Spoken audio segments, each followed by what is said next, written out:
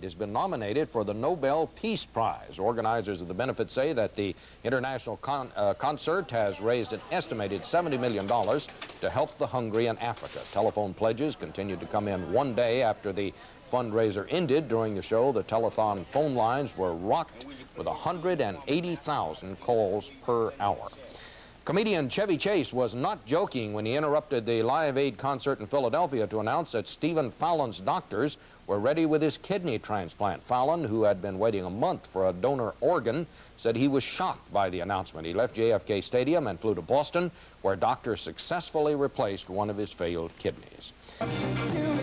Madonna was on stage at JFK Stadium during Hour 10 of Live Aid. I see the fire burning in the sky.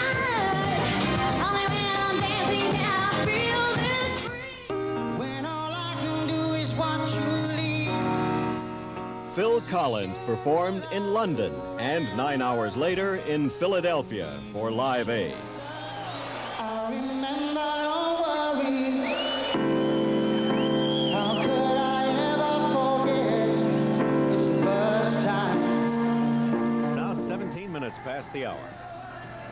For 16 hours, the music world was rocking to a single beat from London to Philadelphia and far beyond. Live Aid, with its scores of top performers playing for charity, had been billed as the concert of the century.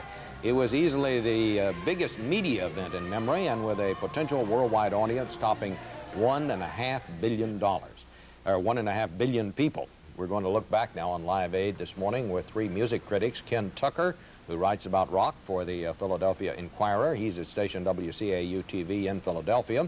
In our London bureau is Paul Gambaccini, a disc jockey on BBC Radio. He hosted that network's television coverage of Live Aid. And here in New York with me is Lisa Robinson, who's a syndicated rock music critic. Well, Ken, let's start with you, and why don't you all just follow up on this? Let's have a little capsule review. First from Ken Tucker. Well, what did you think? I thought in general the quality of the music was excellent, and certainly the technology of it, the logistics of it went extraordinarily well. I would say that the criticism that was leveled at the organizers before the concert, that there were too few black acts on the bill, I think that criticism could still be leveled at them. I think that I stood out in the audience at JFK Stadium, and frankly, I was surprised and appalled that the audience was virtually entirely white. Okay, let's get back to that point in just a minute, and let's talk to Paul.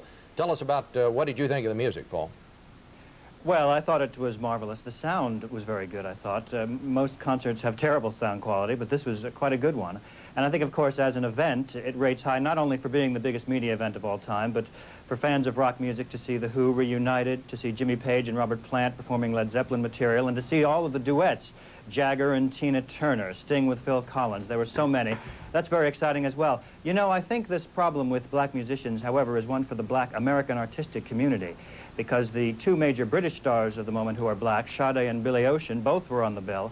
And there are many black Americans, Stevie Wonder, Michael Jackson, Prince, they chose not to appear. I think this is a problem, as Nelson George in Billboard magazine has pointed out, for the black American artistic community, not the organizers of this, to address. All right, Lisa Robinson. Now, these gentlemen watched, one was in Philadelphia, one was in London. You watched, as they say, in the privacy of your own home. I watched in the privacy of my home with the air conditioning and snacks and screaming with my friends about a lot of the double chins and, you know, some of the bald spots on some of these performers. And I just thought, as an event, it was extraordinary. I was glued to the screen for about 17 hours, but I just felt that as good as MTV's coverage was, and I think they were the best because they did it the longest and it was quite professionally done, I could have lived without Sally Field sobbing every 20 minutes, and it had the nature of a telethon about it after a while, and you kept seeing their VJ. It was a bit much to see, but it was something that I couldn't take my eyes off of. I think it's good to see it on TV also in a way because you really get up close. You see the mistakes, you see the facial expressions. It's like watching a Super Bowl. Well, let's ask Ken and Paul what they thought. How do you think the 60s performers held up against the 80s performers? Lisa here is saying some of them had double chins. I must say, Lisa, well, when you get to be middle-aged, that's something we all have to live with. I'm not going to criticize them for that. What about you fellas? I think that in some ways, seeing performers with double chins, that's a good idea. It shows that the music can last, that pop music is isn't just something that's so transitory.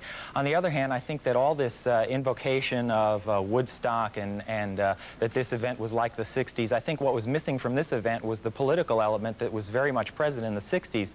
There was a sense of politics that things were wrong in Vietnam and that sort of thing. And this event was Bob Geldof saying, give me money and I'll feed people, without any sort of political element. There was no recognition that there may be government policies in Africa, in Russia, in America that are also contributing to this situation, that it isn't just a natural disaster that we're trying to avert here. You know, you make Again, a very following interesting point. I think that one of the most striking contrasts between this and Woodstock was at both of these concerts, we saw flags being waved. In Philadelphia, you saw American flags being waved. That's they right. weren't waving flags at Woodstock, they were burning them. That's right. And when the Russian band Autograph, when that was screened from Moscow to JFK Stadium, there were strong boos from the audience at the word Russia from Bill Graham. And when they lost transmission briefly, a cheer went up.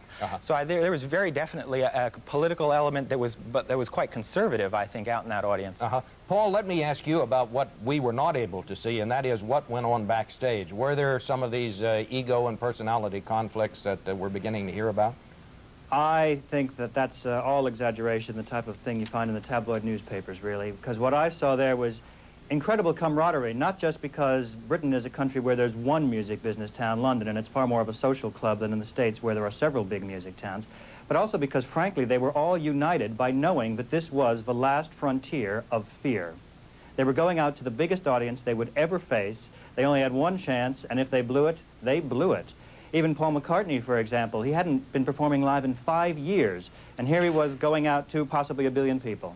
All right. I think, yes, I think, therefore, everyone was united in wanting to do a good job and making Bob Geldof the Albert Schweitzer of the video age. All right. Thanks to all of you for being here. It certainly was a remarkable event. It is 24 after the hour.